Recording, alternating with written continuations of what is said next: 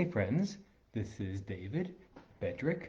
Um, I'm here to look. This thing is already asking me questions.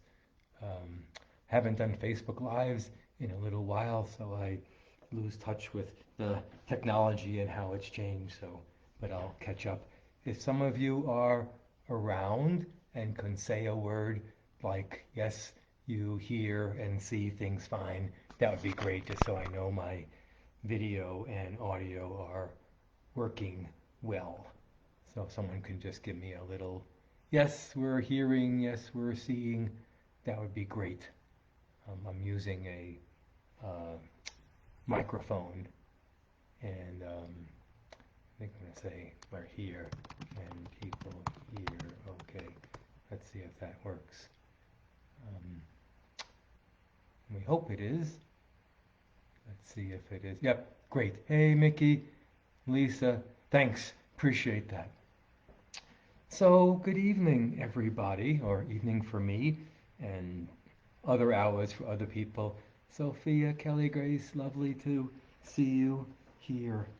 Um, I used to do Facebook Lives more often, and I'm wanting to get back to doing more videos. Hey, Melissa and Lucy and Barbara and Jean. Um, I'm wanting to do more about that again, just to speak out, and people encourage me to do videos who used to watch them a fair amount. If you're interested, there's many hours of live teaching. Some of them are 45 minutes to an hour plus, and there's probably dozens of them. So if you're interested, or you have a budget that's harder to makes it harder to access other kinds of trainings, there's a lot of material there. You can Google me and search me on Psychology Today. There's probably 80 plus articles there, and lots of videos and material available, and books. I've written 3 books, so you can access those on Amazon rather inexpensively. If cost is an issue, write to me and I'll get you copies of the books. Um, I usually wait a moment, but I won't do that too much tonight. And I'd like to ask people if you're willing to hit the share button so that other people can get access to the information and the teaching. I used to say it's like an exchange. I do some homework to plan a kind of a teaching here, and then if you could, as a reciprocity, say, I'm willing to share what you have. So you can just hit the share button. If that's not okay with you, don't do that. Or if you want to wait and say, let me see if this is something I want to share, that's also okay. I just want to put that request out there. Okay. So before I showed up here in front of the computer screen, I was meditating on my intent, what moves me to be here, not the content of what I have to speak about, pathologization and shame, but what moves me. And I often ask myself that question because that energy about what moves me goes beyond my content, beyond whether I think I'm prepared or not prepared, or my inner criticism that says you're doing a good job, you're not doing a good job, something that moves me that I hold on to. And many people, including my clients and students, it's a really helpful, hey Alyssa and Deepam and Mary, it's really helpful to sometimes, if you have confidence issues or insecurities. I have insecurities that certainly brew inside me since I was a youngster. It's often useful to get in touch with something other than whether you're doing well or not that moves you, a spirit that moves you. And the spirit that moves me to talk about pathologization and shame is this: I want to change people's minds, hearts, viewpoint about healing of the self, healing of relationships, healing of the planet. Now, as I say that, there's a caveat. The caveat is some people have views that are as deep or deeper or better than mine, or have channeled similar orientations that I have. So it's not like I have the capital T truth and no one has it. But there's enough people who don't think this way. There's enough people who are being taught and educated from their childhood, from their educational systems and other systems around about what healing looks like, what change looks like. There's enough of that kind of communication, education, conditioning that I think has a blindness to it. So I get an incredible passion. Let me change your mind. Let me ask you to look at things differently. Let me ask you to look at yourself, your pains, your sufferings, your traumas, your body, your physical illnesses, the world you live in, the conflicts you have about vaccine. Let me ask you to look at that differently. That's a cry inside of me. Should you look at things differently? I don't know. Maybe you should look at it exactly as you are, but I'm just sharing transparently what moves me. Let me say a word about that. What moves me and what this alternative paradigm is. I would call a non-shaming paradigm. What that has to do with pathologization. I'm just getting quiet, centering myself, realizing I'm here, connecting with the fact that there are people out there listening, interacting, not in ways that I can see and hear at the moment. I see some comments. It's helpful for me to remember a sense of audience, even though I can't see all of you. But it's a dialogue in a way, although I can't hear your response. I can try to feel that and sense that we're in something together. That's important to me. Last night I had a dream of a friend of mine. She is a wise woman about the spectrum of autism and people on the spectrum. I think she used to call it autism. Has that changed? I should wake up about that. I'm questioning myself about the language because I'm often learning new things in my own growth. And her gift is this: she can work with people, adults or children, who have seemingly no language like you and I have. I can't say, how are you feeling today? And that person says, this is what's going on. That person seemingly has no language, very little or none at all. So that at least the language that we would know, the language that I would recognize as English, or someone else as Spanish, or someone else as Chinese, that person doesn't have that language. And she has some tools and a gift that allows her to help that person connect with the message, the communication that's inside them, and communicate it in a way that she hears and understands. It's not just a psychic thing. She has some tools that allows people to type and write in different ways. But the essence of what I'm trying to bring forward from this dream is that she's able to connect with something deep inside a person that most of us don't have access to in that person. We talk to that person, we don't have that access. We don't feel like we're communicating. I don't feel like I'm communicating and understanding them. She's able to do that. And the things that come out of these people as she helps it arrive, channels it, facilitates those words to come out in typed words, which she's able to access in these people, she sometimes sends to me.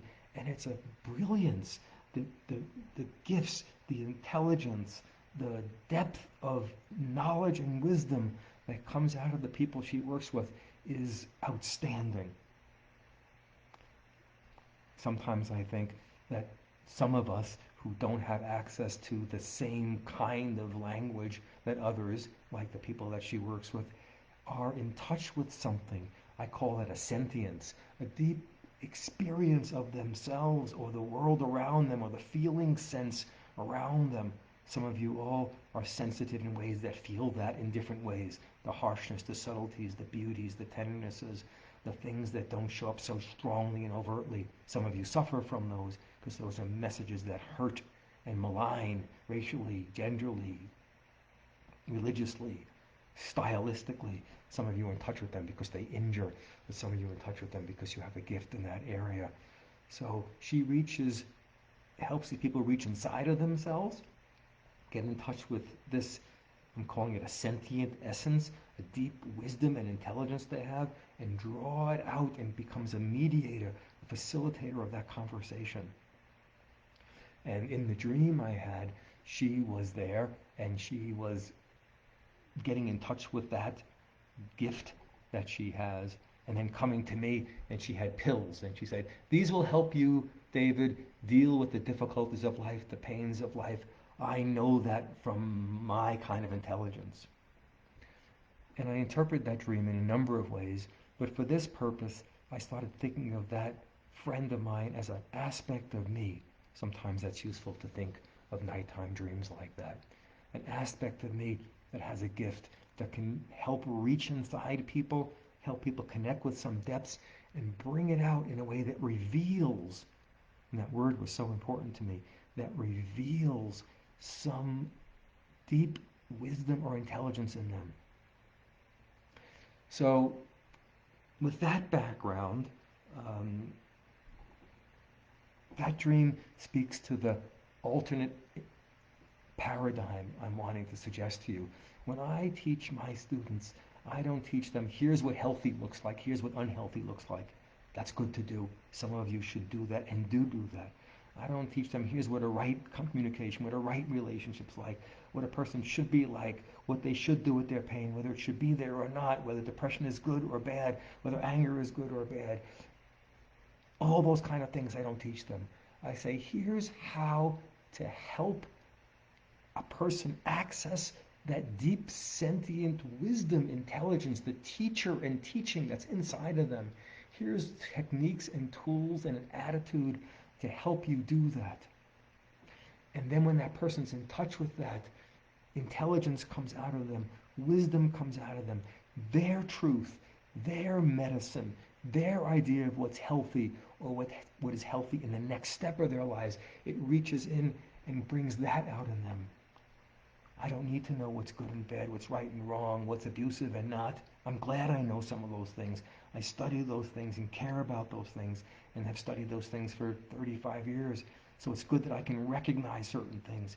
But the most important thing of what I try to offer my students is methods and an awareness and a sensitivity to how to get in touch with that intelligence. Let's assume everybody is on a spectrum. Everyone has something inside of them they have no language for, or people have not heard, or other people don't know how to listen to their language.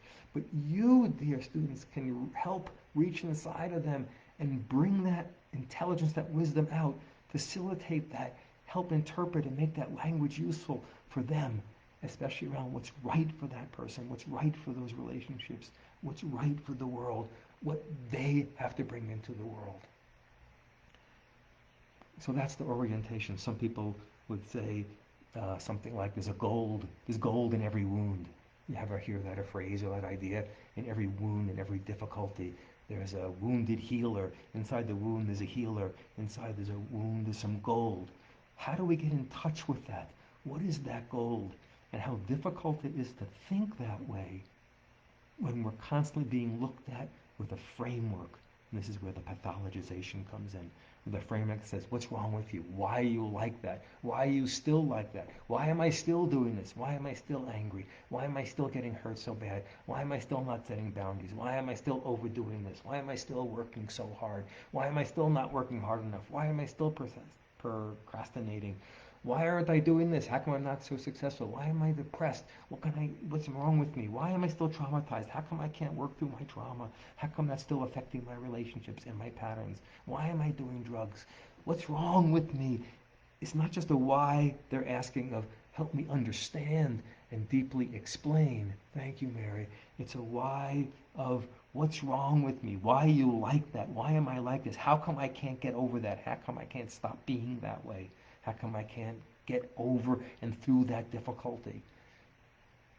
I want people to get through their difficulties. I hope people suffer less deeply. But then I think the way to that might be by going through the doorway of those sufferings. Some people might call that a shadow. Going through the doorway, through the shadow of the being. What's hidden from the light of their awareness or the culture's awareness. What's in there? What's that intelligence? And maybe that's the medicine. So if I act too quickly to relieve a person, I might not catch it. I might not go in far enough. Get to that gold. Have them recognize it. Have me recognize it.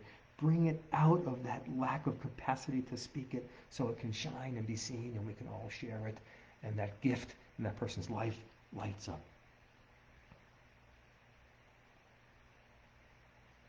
Taking a minute again, I'm just noticing because I haven't done this in a while, and I've been teaching so much to groups of people that I'm used to having people in audience and dialogue and questions and answers.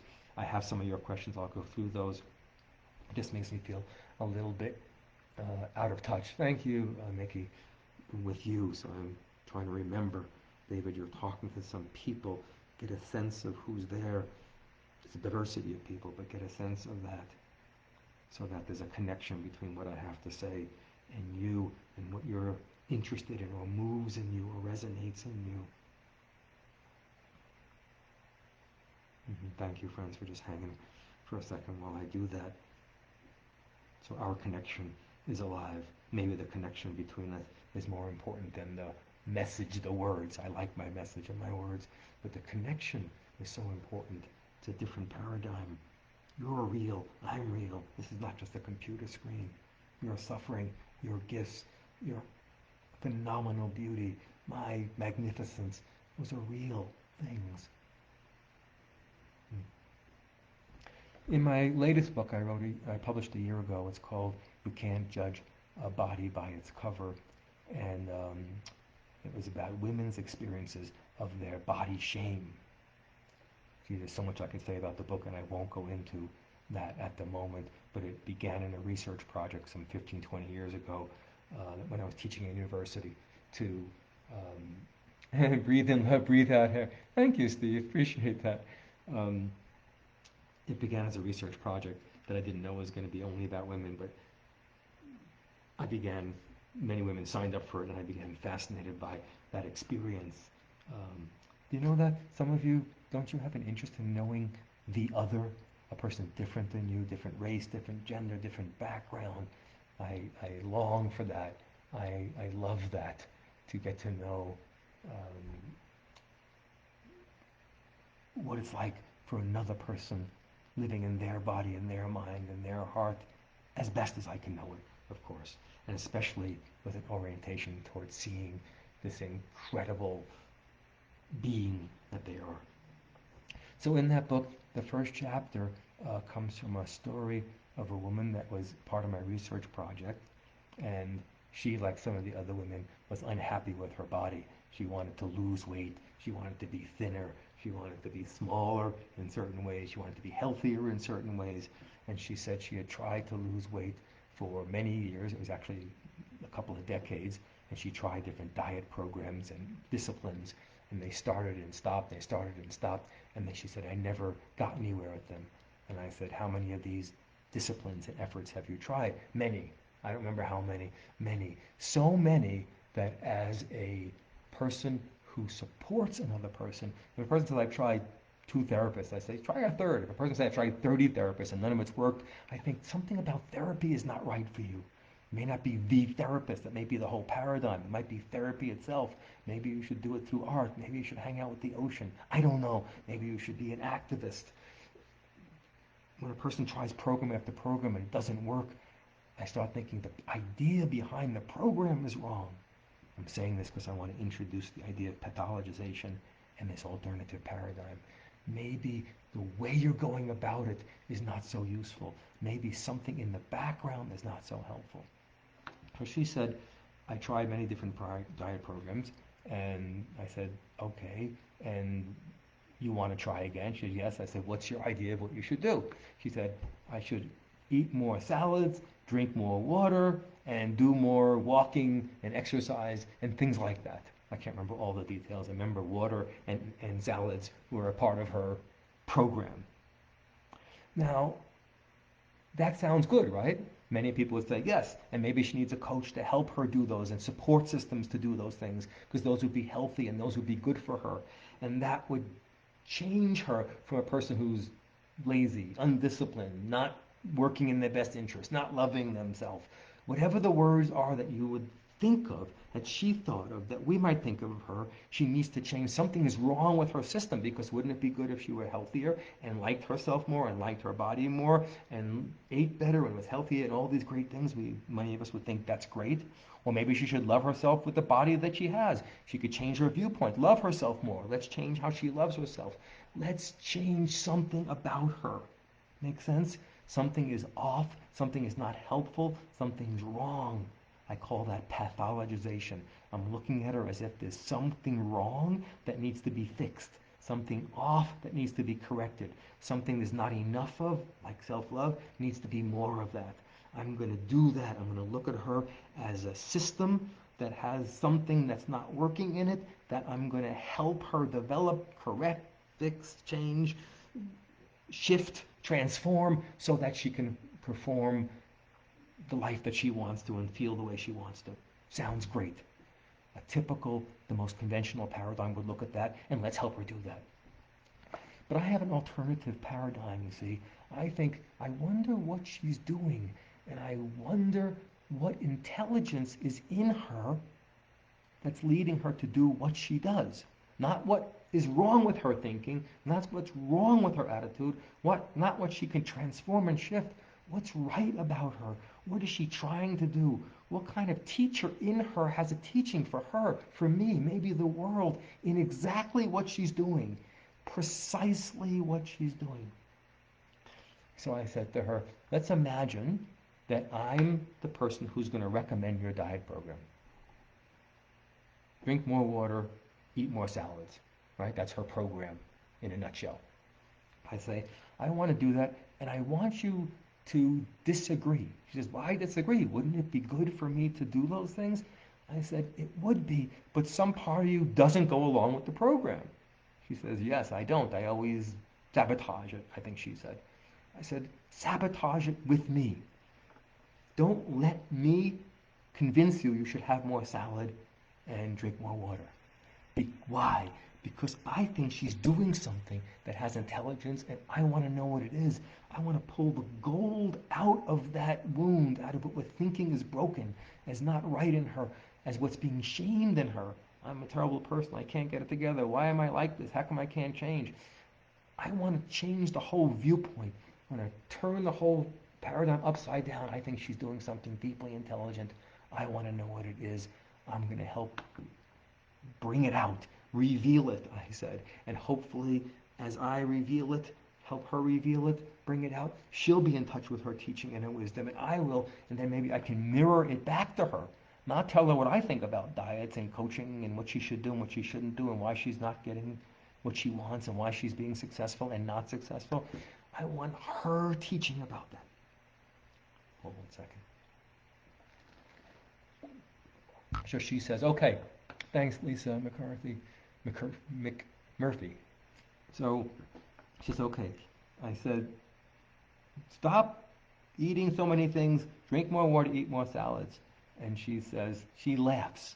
I said, what are you laughing about? She said, every time I even begin a diet program of any kind, I instantly go to the store and want to buy sweets. I want to buy chocolate. Now, conventional mindset, that's crazy. Let's get her to not eat chocolate. Something's wrong with her. She's sabotaging her diet program. On and on and on, right? So I said, what's so funny? What makes you laugh when you say, I instantly go to the store and want to be chocolate? She says, I don't even like chocolate. Now, I love that answer. I adore that answer because it's so illogical. Not only is it illogical, so to speak, right, for somebody to want to diet and then go buy stuff that they think they shouldn't eat, but she's not like going there and saying, but I love chocolate so much I can't stop myself, right? She's thinking, she's wanting to get something she doesn't even like. Why the heck? What kind of intelligence would be in getting something you don't even like? It doesn't make any sense. She's sabotaging herself like almost in spite of herself. I'm going to do something I don't even like, but I'm going to do it anyway. So I say to her, let's play this role play out, right? Excuse me. I'm going to say to you, eat salads and drink water, and you fight for eating chocolate. I said, eat salad. She says, no, I'm going to get some chocolate. She's laughing. I said, you can't. Chocolate's bad for you. You don't even like chocolate. Stop doing that. Eat the salads. We're going back and forth playfully, and all of a sudden it gets more and more serious. I said, look, this is not helping. You got to do certain things if you want to get healthier. I'm saying it that way because that's the voice of the culture. It's the voice inside of her head.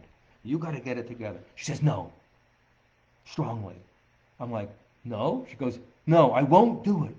Now that's fascinating to me. Now she has a strong, she doesn't just have, I'm going to get chocolate. She has a no and a strong no, and it comes out strongly, and we're not fooling around anymore.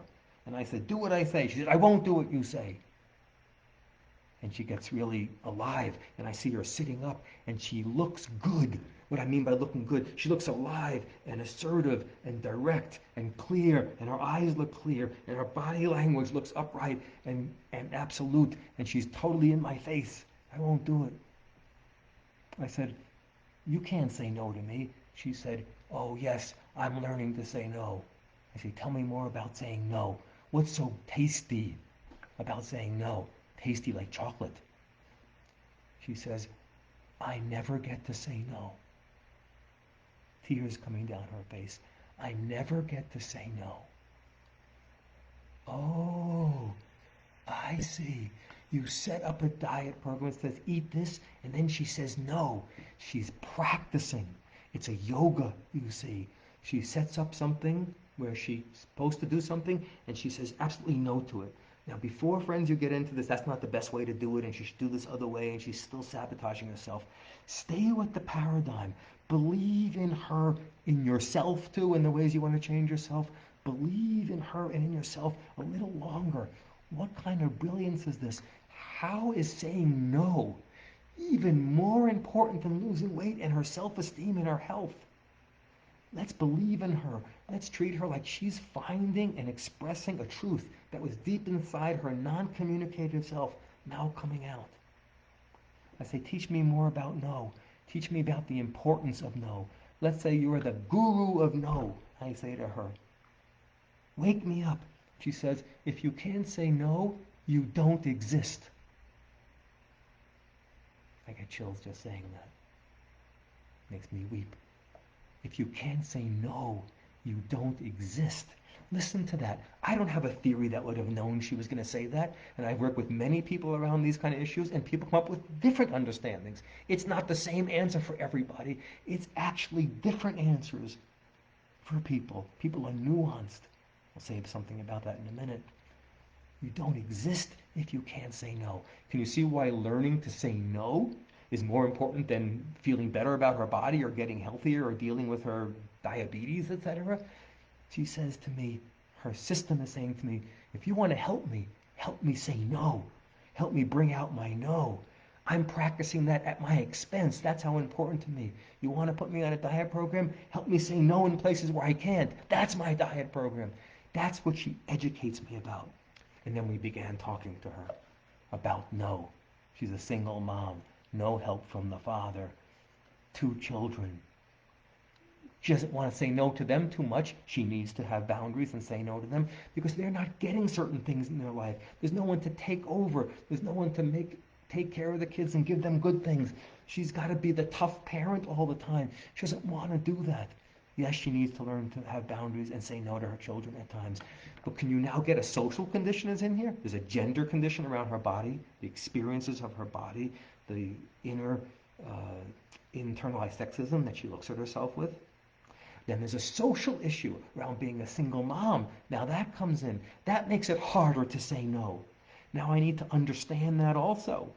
How is she going to deal with those? Am I going to get it about her being a woman and a single mom and why the saying no is more difficult? Am I going to understand why she would set up a scene where she would put herself on a program and refuse to do it? Am I going to wake up and have her educate me? Not me feed my truth to her, but get her truth, get her medicine, support, listen to, be educated by the teacher in her that we're trying to help her get in touch with. I can help her a lot. I can help her get in touch with her wisdom. I don't have the wisdom that she had. I'm not a woman. I'm not a single mother, at least in the normal world. I'm not.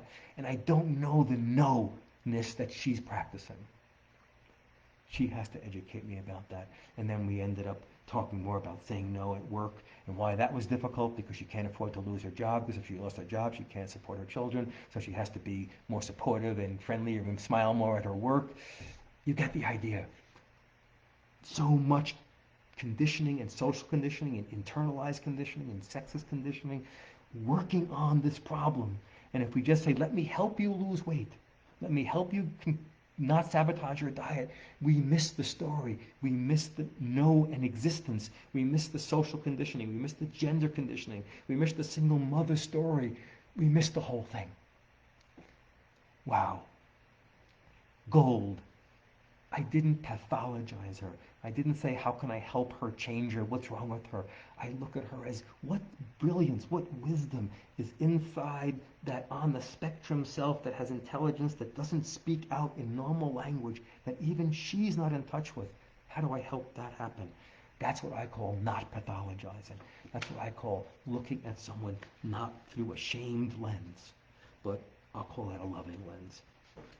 I don't always use the term love because everybody has a different idea and definitions about love, but hang on to it for the moment, the idea that yeah, Deborah, long buried truths, Lucy says, yeah, written with a line, series of no's with a gift. Yeah, Mary Shanks, thanks. We all need that. It's not just around diet, it's around our depressions, it's around our body symptoms, it's around our fierceness around vaccines or not having them or having them, and the energy in that. It's about our angers, it's about our anxieties, it's about our relationship troubles. Somebody needs to look with eyes that don't pathologize. What's wrong here? What can I fix? I can help it be better. Here's my answer. A friend of mine put something on Facebook the other day, said, I'm having trouble with this and that. This was a hard day for me, he said. And I can't tell you, you probably guess, how many people say, have you tried this? Have you done this? This is what helped me. I know this is the answer. This is always the problem when people have that. Every time they need to do this. The absoluteness of people. This is what's true. This is what's not true. This is what you should do. And some people just said, wow, I'm empathetic and compassionate and listening. Right? But how often is this allopathic, pathologizing framework? Do this, don't do this, drink this tea, take that medicine, don't let this happen, set more boundaries, deal with your trauma. Great, deal with boundaries. Great, deal with trauma. But before we do that, let's listen. Not just listen to hear the story. Let's listen deeply until we can help a person get closer to that thing inside of them, the deep truths, the wisdom, the heart, the spirit, the essence, the dream, intelligence that's inside them, so that they too are in touch with it. Because it's hard to listen to the truth of what's inside people, partially because people don't know it, because no one's taking the time to do what I did with that woman. Tell me more about it. I'm believing in the chocolate. I'm believing you're not going along with the program. I'm believing in you. That's so rare. And it's not like it takes years. It takes 20 minutes, 15 minutes, 30 minutes. Integrating that so she can say no in different places is a longer period of time. But getting to know that. I'm just looking at my notes and my time. I know we'll probably go close to an hour. I know that's, I always say to myself, make it shorter, David. And then I'm always thinking, not thinking, but finding, once I feel the connection, there's things I want to say and offer and wrestle with and change your minds about or argue and debate with you about it, etc. So, yeah. Shaming eyes, fix, correct, measure, size up, evaluate, I wrote. And the word that I often think about in terms of shaming eyes, some people think of shame as I'm criticizing you and putting you down or putting you down in public. I don't look at it that way, but if you want to know more about my viewpoints about shame, Google my name and YouTube and shame, or Psychology Today and shame, and you'll see a lot about the model thanks Shay, thanks Lucy and Steve. So Google and you'll find out I've written a lot in my books, done lots of YouTubes and articles and Facebook Lives around my model of shame. But the word that's on my mind lately around shame is shame objectifies. Objectifies. You know, many of you know as women and men would know this so well. as well. Some men, more women tend to know it. What it's like to be objectified, to be looked at as an object, that's a sexual object or whatever, an object of my manipulation, right? An object of my need as opposed to a relationship, right? That that objectification. Shame objectifies. It says, I know what's going on, here's the answer. I need to just know these three things and I'll tell you what to do. As if you are not a person, you're not a subject. The opposite of an object is a subject. You're a subjective thing. You have subjective experiences. Again, we're going back to that on the spectrum orientation. There's things inside of you, deep experiences, sentient experiences, deep feelings that are unknown that even you may not be in touch with. Treating like a subject is being interested in that, in your deep experiences, not what your problem is in my analysis and what's wrong and what to do. Okay. Is it never wrong? Is it never right? Is it always wrong to pathologize? No. There are moments to say, this is not right, you need to change it.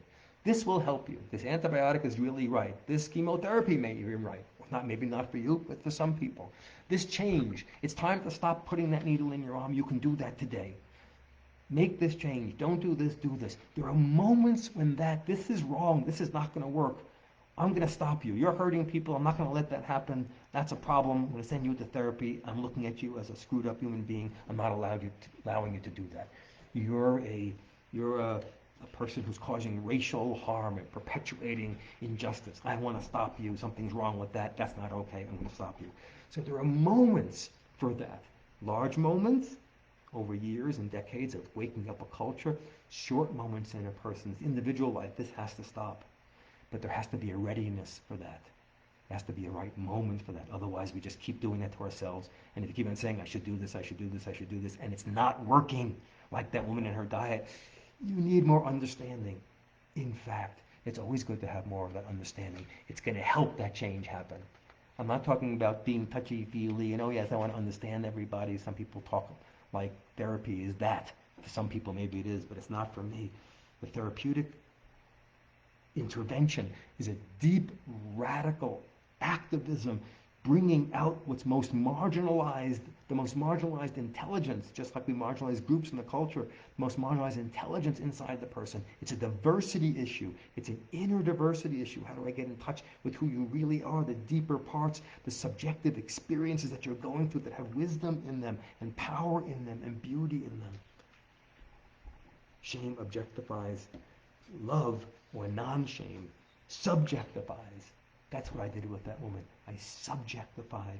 I saw her as a subject, not a person to lay my intelligence on and what's right and wrong, a person to use all my intelligence to facilitate, not to tell her who she is and what she should do right and wrong, what's good and bad, but my intelligence to get to have the skill to pull it out of her. Marginally, yeah, love that phrase. Thanks, kid. Hey, while I'm on, let me take a quick moment to break to say I got 2 programs that are coming out. One starts Wednesday. It's called Beyond Shame, which is about interventions to help people access deep intelligence in them. It's a 4-week class. If you're interested, message me. There's still openings for that. It starts Wednesday.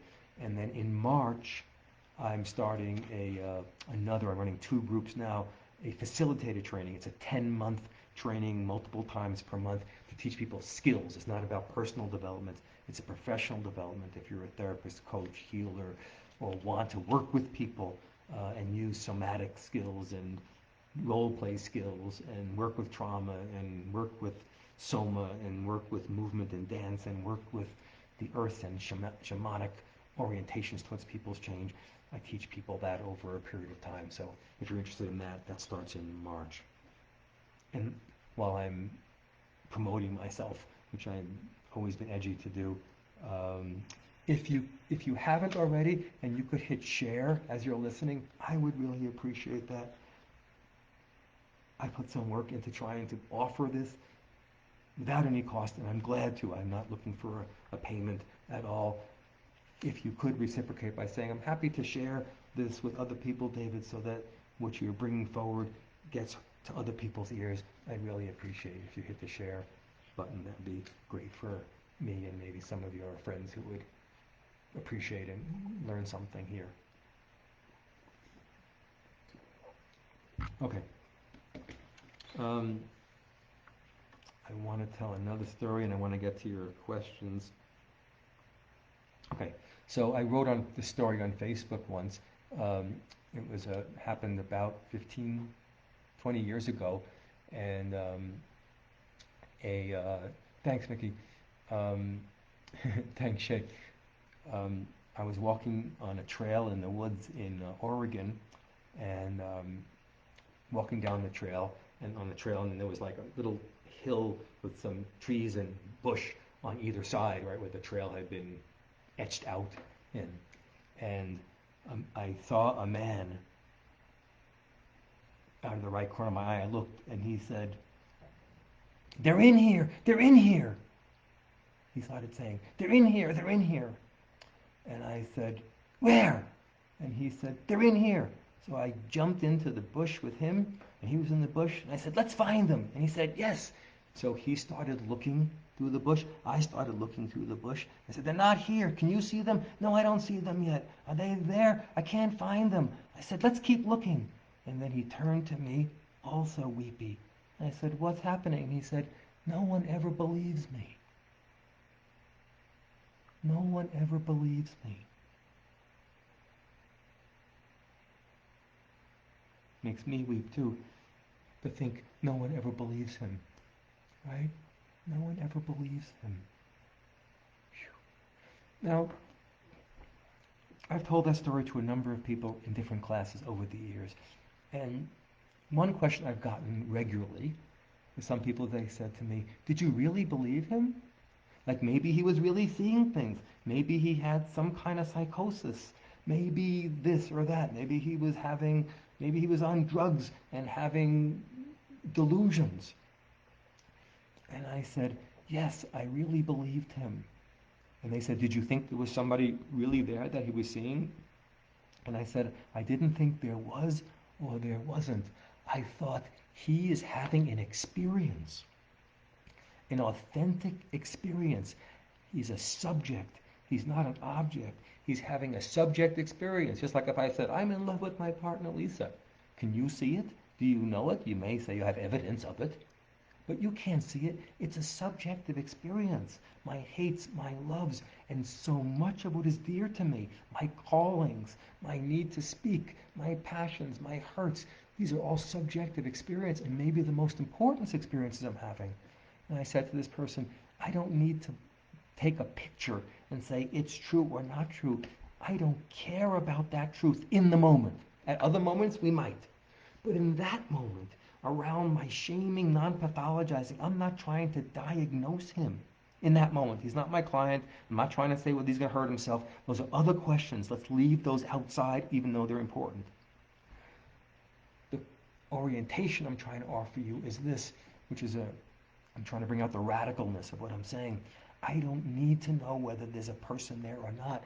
I believe his subjective experience, and he's experiencing for real someone in the woods he's frightened of. And he's experiencing for real a connection between the two of us. And he's experiencing being touched by my relationship with him. And I'm experiencing being touched 15 years later by talking about him. We changed each other in a profound way. Why? Because he's a subject in that view. He's not an object, he's a subject. And we're going to have a subjective experience together, and maybe that's the answer to lots of things. Maybe that's the answer to a lot of deep experiences, diversity issues, and etc. People, humanity, animals, creatures, the earth, I would argue, are sentient. There's a subjectiveness, and there's a way of treating things. And pathologizing, look at this thing as broken and what needs to happen. Not just suffering and need to be relieved. I like that compassion. I want to help relieve people. But not inquiring as to the brilliant intelligence that's in there before we go further. That's what I'm talking about. I want to tell so many more stories about subjective experience and why that's the antidote to pathologization. But then I would take too long and I wouldn't get to your questions, so I'm going to try to do that. Thank you to those friends who clicked the share button, and yeah. Mm-hmm. Jean, good, thanks. And Marisa, thanks. Deborah, happy to share. Oh, thanks, Deborah Lawson, I appreciate that. Shay, yeah, they change who we are, including our biology. Isn't that amazing? It changes our cells, it changes our nervous systems. You talk a lot about regulation and co-regulation. You taught me a lot about that, Shay. I'm still learning because you're such a trauma expert. But it changes the whole frame, the resonance of our bodies. It may change the future. It maybe even changes the past.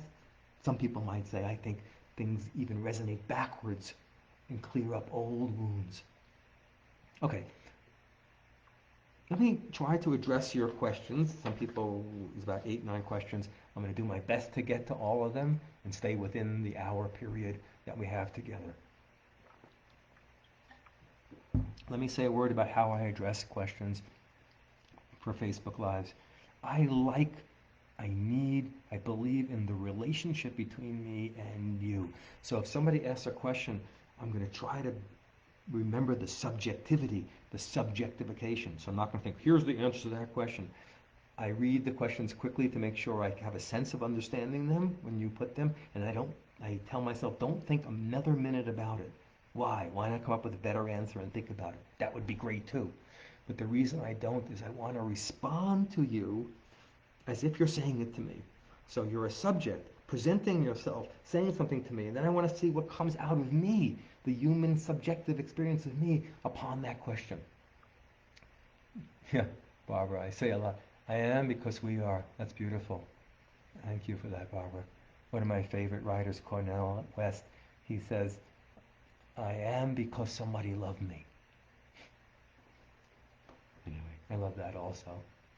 Okay, let me give the questions and do my best to imagine that's being asked to me right now because I'm taking it that way and see what I would say. Marion, hey Marion, I don't know if you're awake. I know you're in Europe and maybe you're awake or maybe you'll listen tomorrow. Marion asks, when you are witnessing someone being shamed, what is the best way to intervene? Now, I have a very specific idea of what being shamed is. It's not just being criticized. That's different. Being criticized. David, your glasses are stupid. That's a criticism. I don't call that shame. I call that criticism. It could injure. It could hurt. I'm not saying criticism is okay, but it's different than shame because it doesn't get internalized as if something is wrong with me. Let me tell you how shame would enter that glasses example, right?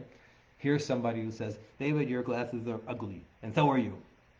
And I kind of, now, I go, ouch, that really hurts, or screw you, or F you, or don't talk about my glasses, or who are you to, or thanks for the whatever. Let's say that happens. I either give them a punch back, so to speak, screw you, I'm not listening to you, who the hell asked you? These are my boundaries. I push back, I defend myself, or maybe I get hurt, or both. Hey, ouch, whoa, that's painful. I have those reactions. Natural reactions to an assault are to defend oneself and or feel and express hurt. Now, oh, hey, Marion, you're here. So let's say, now I say, ouch. And then now, listen, that person or other people say, David, you're so sensitive. I can't believe that bothers you. It was just a little thing about your glasses. Don't take it personally. What's the big deal? Right? Now I have an assault. David, your glasses are ugly. You're ugly. And now I have a natural, organic reaction. Call it healthy or not. Organic. It comes out of me naturally. Hey, screw you. Ow. Ow. Oh, shit. Don't talk to me like that. Don't be so sensitive. Why are you acting that way? You should get over your hurt. Work on your trauma so you didn't feel hurt when that was happening because you're really just triggered. All of that second part. See if you can hold that. The first part injures. The second part tells me that what I organically do under that situation is because I'm screwed up and something's wrong with me and I'm misinterpreting and my sensitivity is wrong and my feelings wrong and I don't understand things and I got trauma and that's why I'm triggered and that's why I'm not reacting properly. Something's wrong with me. Can you follow? The insult, the assault, and now something's wrong with me. So that shame comes in, not from the criticism. Criticism can hurt. I'm not saying sticks and stones can break your bones.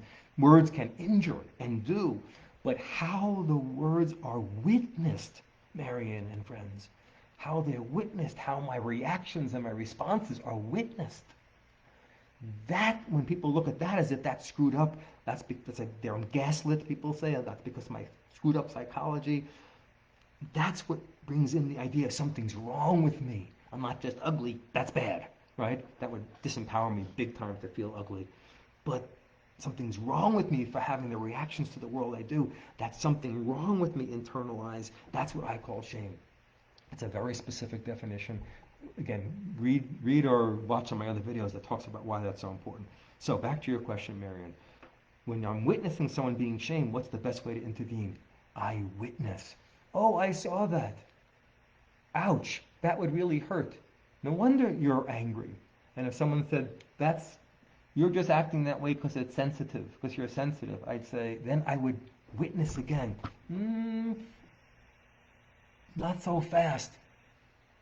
I can see that reaction. I felt that way. I have felt that way at times. I don't think that's about sensitivity. I think that's a person's being intelligent. I think they're picking something up. I think they know things other people don't know. I think they're aware of things. I'm angry too. Ow, I feel the pain of that too. I'm witnessing in a way to not change the criticism, but to validate the organic responses to the criticism so the person doesn't think something's wrong with them for feeling and reacting the way they do. That's the important bit for me about shame. If I'm thinking about racial issues because I write about that regularly and it's important to me, Marion and others. So someone can say, racism is over, slavery is over, Civil War happened so-and-so, civil rights, and we had a black president. First of all, I think those things are awful just to say. In general, people don't know U.S. history well enough to know how badly things have been over years. But I'm not here to make my activist point of view about race. But I'm here to say when someone says, ouch, that hurts, that's unconscious, that's a privilege, that injures, that's racist, that's whatever, all the different words that people have, for someone to say they shouldn't be acting, they shouldn't feel that way. This is a thing of the past. All these things that deny and dismiss the person's reactions, that there's real injury, that there's reason for a person throwing a stone at the window, that there's a reason why people are having a difficult time around COVID, etc., amongst the black and brown and Indian population, Native American population. The thing that's missing that's where the shame enters. Okay, I'll go to the other questions. There's more we can say about that. Oh, thanks, Tishi and Marion. Great. Yeah, my shame-oriented mind is on not the criticism, but are people free to have the reactions they're having, and are those validated? Now, just to say, I'm way imperfect about this. Gosh, if you talk to 100 Facebook people, you will probably find people who say, I got hurt on his page and he didn't protect me and he didn't witness that. And that's probably true. It has been true because I can't watch everything that's going on sometimes. And sometimes, Marion and others, I have my own opinion and I'm wanting to stand for it, and then I miss what's happening for some of the people in that particular situation. So trying to facilitate, keep my eye on everything, that's my defense because I can't always do that. But I just want to say to people who've gotten hurt by me not noticing, because I've gotten criticisms about that over time. I really don't notice sometimes. Sometimes I need other people to help stay aware of things if I'm missing the boat. Okay, Allison Hewitt, she says, I feel my shame in my fascia. My brilliant body, I love that word, brilliant body, holds me in various states of tension until it can feel the shift in my awareness and ability to handle doing some of the boundary work, responsibility work, untangling from shame, allowing shame just to be what it is versus me being the shame. My body desires the mind's readiness to handle the deluge. My question is this, does that make sense to you? Yes. Plus, excited to hear what you have to say. Does that make sense to you? The soma, the body, oh my gosh. One of the most powerful, ever present, because the body is ever present for most people. Some people have been badly harmed and going into their body is dangerous. It has to be said. So some people are saying, go into your body. And for some people, they can't and they ought not. Why ought not? Isn't it always good? No, because some people, it's dangerous to be in their body and they should, and their intelligence says no, right? So I just wanted to bring in that bit about shame. But the soma, the body, going into the body is one way of going into that place where the shadow is. Shadow, the body? Yeah, most people are out of touch with the deep somatic experiences that are going inside. That's why somatic intervention, somatic experiencing, somatic therapy is so alive and powerful, because it says, I know how to get to some of that deep unspoken information in you, that place where you're on the spectrum and can't speak. I'm going to leave your words and mind behind a little bit, and I'm going to start connecting with this deep sensory grounded experience that you're having in your body. Brilliant, Allison. It's an amazing part. It's not the only way of getting people's experience, but it's a really super fine way. And we need to be aware of the abuse and other kinds of things so that we know how fast to go and whether to push people to go into the body or whether it's wrong to be in their body. Just to give you that caveat so that we don't think it's the best way for everybody. It's not, but it's a damn good way for a damn lot of people. I love that you're saying brilliant body. Yeah. We have a slightly different point of view, Allison, or different languaging um, around what shame is. Because I don't, this is how I see it, and we're probably just, maybe we're parsing words because we have a different definition. If we were hanging out, Allison, we'd have a long dialogue and we'd come to understand each other more than I can at the moment. But I don't see shame as a feeling state. People have feelings, and shame can cause certain feelings, but I see shame as a viewpoint that dismisses, denies, and marginalizes organic reactions in a person that leaves a person thinking something's wrong with them. So it's a different definition. Most people, the Brene Browns of the world and others, would define shame differently, more connected to a feeling experience.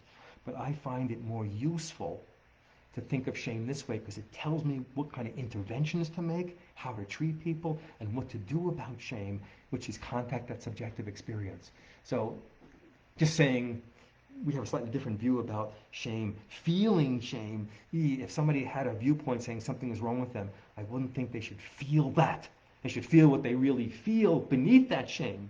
But the shame itself, I would want to push aside, find my way around so we can get to the experience outside of those shaming eyes. That's a lot to say, and I want to say a lot more because it's not going to be understandable without more time discussion about that, because it's a worthy discussion. I'm offering a pretty different definition of shame. It's a definition that arose out of my research, not out of because I think it's a good idea, because I studied shame in people, not because I've studied my idea and what helps and what makes people heal differently, and how to make interventions and how to make a psychology built on dealing with shame. And I started an institute called the Santa Fe Institute for Shame-Based Studies. Okay. Sophia Kelly Grace, hey! Sophia says, as a survival technique, I've spent my life suppressing my shame, but I see it emerging in the cracks as I get older. I want to be healed, but I'm afraid of the pain it may cause. Does healing from these deep state issues take a long time? Okay, that's a lot to say, Sophia. And if you were sitting here, I'd be thinking a couple of things. I'd be thinking, you're afraid of, Sophia Kelly Grace is saying, I'm afraid of the pain it may cause. So first thing I'm thinking is, what is this pain? Is it causing to other people? Is it the pain that you may experience? Tell me about that pain you're worrying about experience, you're frightened to experience. I'm not saying that, Sophia Kelly, because I think you should experience that pain. Somebody might say, yes, because you need to feel that pain. I don't know that you need to feel it. I'd have to witness your intelligence saying it, because maybe it's not. Maybe you've experienced enough pain. I don't know yet. I don't make that assumption. I don't think you should or you shouldn't be afraid of the pain. I don't know that yet. But I'm interested in what you're thinking would be this pain and why you think it would be there, and have you already experienced it, so I know more about it.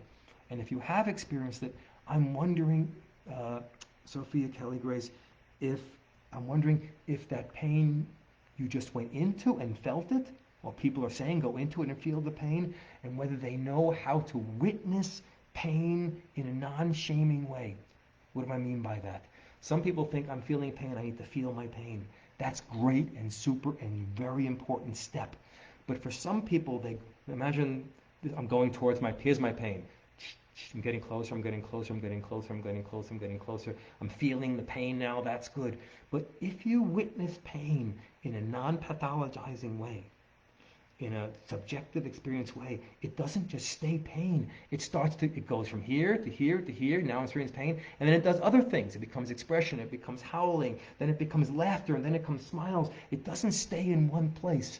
And this is a very important distinction because a lot of people I talk to say, I need to experience this feeling, I need to experience this pain, I need to experience this low confidence, I need to feel my feelings. Yes, but if those feelings are very painful or hurtful and you're just witnessing and sitting in them for way too long, then it's not only you need to feel it, they need to be witnessed deeper so they go deep enough to make their transformation and their shift. Otherwise, just people sit in difficult things. So I'm saying that to you because I'm not convinced you need to feel this pain or you need to sit in it and it to be as bad as you think for more than a moment while we continue going.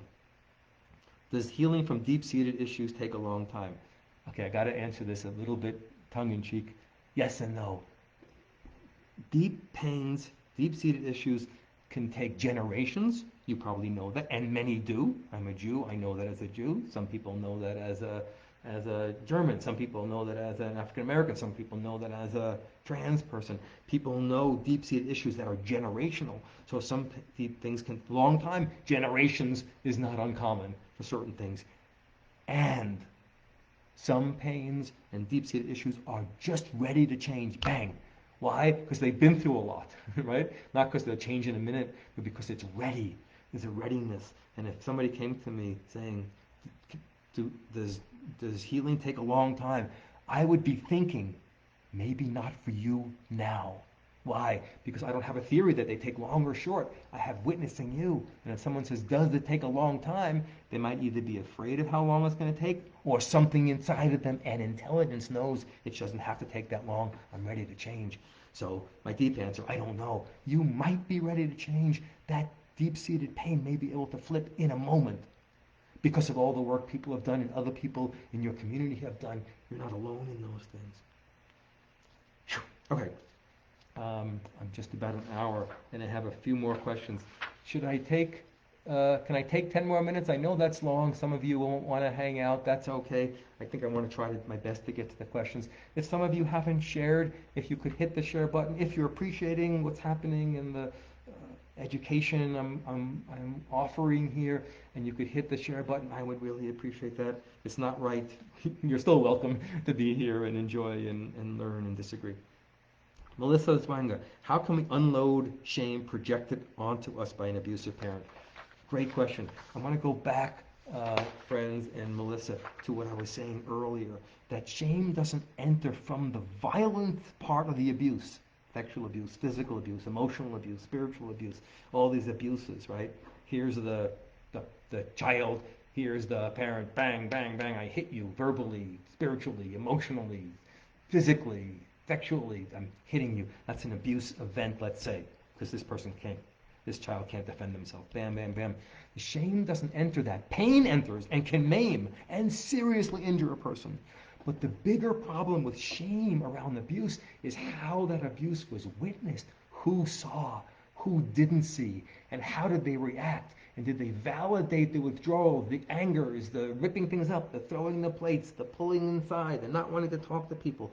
All the natural, organic responses you had to that violent, potentially traumatizing event, were those seen and witnessed and believed in as your natural system's intelligence? If they were, healing will start taking place without shame immediately. It doesn't mean it solves you immediately. You could have gotten hurt and been in the hospital, right? That takes a damn long time and have injuries that don't repair fully. But the shame aspect is it's about how it's witnessed. So I always tell my students, when you're working with abuse, remember one of the most important questions to ask is not who did what, find that out, absolutely. But one of the most important questions is who saw, who didn't see, and what did they say, and what did they think, and how did they deal with that?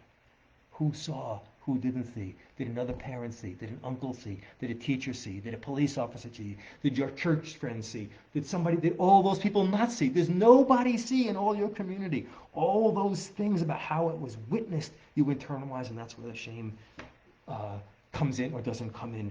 And when the shame is not in, the healing problem starts to move in its own organic way. And when shame does come in, the healing problem gets locked up because the person thinks something's wrong with them and no longer trusts their healing intelligence that's in them. Fascinating. I have a whole section in my facilitated training about skills to get to this point.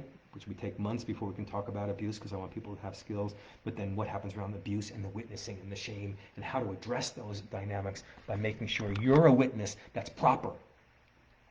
Okay, Robin, oh gosh, I'm looking at my clock. I know I can only go a few more moments. Robin, she says, where to start? When difference, I remember, Robin, I wasn't only sure what you were saying, so I'll do my best. When difference, pointing to harmful behaviors and emotions are shamed and pathologized. Pointing to harmful behaviors and emotions are shamed and pathologized. How to self-care when facing those tactics? I'm assuming you mean tactics, someone pointing to you and shaming your emotions. I'm assuming. I may be wrong about that, Robin. I normally just point out that I prefer they engage with my words rather than undermining my person. Is there a stance that can be protective as well as communicative? Okay, someone doing something, you feel shamed by that, they're shaming your behaviors or emotions, and you're saying, I don't want you to undermine me as a person. I love that beginning. Your awareness about that is really important. We're talking about boundaries in a way. This is what I would do, Robin, and there's so much we could say here. But this is, if I was sitting with you, I would say, can you tell me give me one example of a person doing this shaming, okay? And then you would say, someone talked to me like this, and I would want to get the very specific words and things that happen. And then I would say, Robin, I want to imagine that I'm that person. I'm not, right? Imagine that I'm going to be here treating you in that shaming way, okay? And you're you, okay? And I'm about to use that shaming language. I'm about to say those shaming things to you.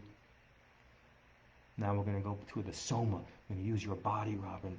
You say, tell me what happens in your body. I'm about to do that shaming thing. A little bit, I'm feeling this and that. Okay, let me say a few of those shaming words. What happens in your body? And I want to study your somatic experience, your deep somatic reactions in your belly, in your chest, in your jaw, in your feet, in the clenching, in your tightness, in your acid, in your numbness, in your wanting to collapse. All those different experiences, and then help you communicate those experiences in language. Going back to the autism idea. Going inside, learning about your deep reactions that don't come out, and then learning to bring those out. Should you bring it out with any particular person? I don't know. Would it be helpful for you to know what's in you and the power of it and the feeling of it and the expression of it? Would it be good for you to say that to me or to a friend? This is what's really in me from my deep body experience. Let me show you what it's like when I'm with that person, what's inside of me. That would be very helpful, and it's often really helpful and healing to people to get that. Yeah, thank you, Shay and Kit and Misha. Grateful for your time and wisdom. Thank you, Misha. I appreciate it. Yeah, there's that generosity. Whew. Okay, I'm going to do one more. I know there's two more questions, but I have to care for my tiredness, even though my voice and energy want to keep going because I'm getting more interested, more involved. Ashley, hey Ashley. Ashley says about pain, about pathologization and shame. I think she's talking about that. They are so entwined. They really are. They meld together. That if you don't come from a culture full of patriarchal shame, you might not have ever invented whole industries based around pathologization. This is amazing, Ash. I love the insights you have about culture, race, gender, diversity, the culture's way of being. Patriarchal, white supremacist, capitalistic, other orientations, non-diversity minded, hurtful cultural orientations that look at people and not only injure them, but treat people, diagnose people, treat people as if something's wrong with them. And as you've talked about, Ashley, in so many posts, treat them as if something's wrong with them for having organic, natural, could you call them healthy? I don't like healthy, unhealthy. Organic reactions to being violated over time or regular or in the moment or over 400 years or over one day or 1 minute. The natural organic reactions and the industries, as you're suggesting, Ashley, that pathologize need so much self-reflection or others' critique, like your critique, my critique. I wrote my first book is called Talking Back to Dr. Phil. It's using Dr. Phil as a straw man for a pathologizing psychological viewpoint, dealing with race and anger and feelings and gender and all kinds of other things. We need so much of that. And it's not just in those industries, and those industries need to be what do we call that, critiqued, strongly critiqued and stopped, right, in those ways because they're contributing to making people feel bad about themselves for having organic reactions to being violated in a culture. How awful. We can say plenty about psychology and race and its blindness. Indigenous peoples, oh my gosh. I want to go off and talk about that, but I'm going to stay in your question. I wrote an article once on stress, and I looked up the term stress, Ashley and others, and I saw, I don't know, like hundreds of pages of Google searches, right? Hundreds of pages of searches. And then I started looking at when would people experience. Have African Americans written about stress? Have Indigenous Americans been, Indigenous peoples of the United States, been written about stress? And then I found out things like, for instance, if you write about stress, if you read about stress in those hundreds of pages, you're not going to find out about infant mortality in the indigenous population. I'm giving that as one example, for instance, right? So they're talking about this and meditating and chilling out and finding all these great things, really good things, but it doesn't assume that there's a person whose stress has to do with a social condition of which this idea of meditating and relaxing and breathing is patronizing. You get it, and I ought to have a fire about that, as you, I'm sure you do also. I just think of one example. We could think of tons of examples of how systems play into that, and then lots of healing modalities, whether it's naturopathic, diet-oriented, food-oriented, psychological-oriented, medical-oriented, have this viewpoint that looks at people, and most of us look at ourselves that way. Why am I doing this? I shouldn't be doing that. I shouldn't have eaten ice cream last night because that was too fattening. I shouldn't have stayed up last night because that makes me tired. People are doing this pathologizing. It's so internalized, actually, in others, that it's a natural way for us to look at ourselves. It almost takes an intentional intervention to not look at ourselves that way. And, just to be fair-minded, it must be said, there have been and are powerful interventions on our well-being that are allopathic. Do this and it will help. Drink more water for your urinary infections. Do this, it may help you sleep. Make this experience around your body that Peter Levine and other people will say, and it will help your trauma. Those are also allopathic, but there's an intelligence and a usefulness to them. And many other kinds of allopathic orientations. They just need to be not so dominant, so the diversity of people and diversity itself is not marginalized by the allopathic viewpoints that we have.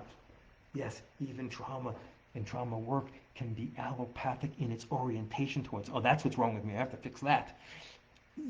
Try it, it may help, and do that, and it helps many people, but keep an eye on treating yourself like something's wrong with you as a background. It may end up backfiring and keeping you thinking that there's not a brilliant intelligence in you that's wanting to flower. Wow. Hey everybody, that's 1 hour and 12 minutes. I went past my an hour and 10. Appreciate you all being here and sharing. And again, my class on Beyond Shame starts Wednesday. Message me if you're interested, or look on my Facebook page. There's links to that. And my facilitated training starts in March. It's a 10-month training. And if you're interested, message me about that. Lots of love, everybody. Have a great night.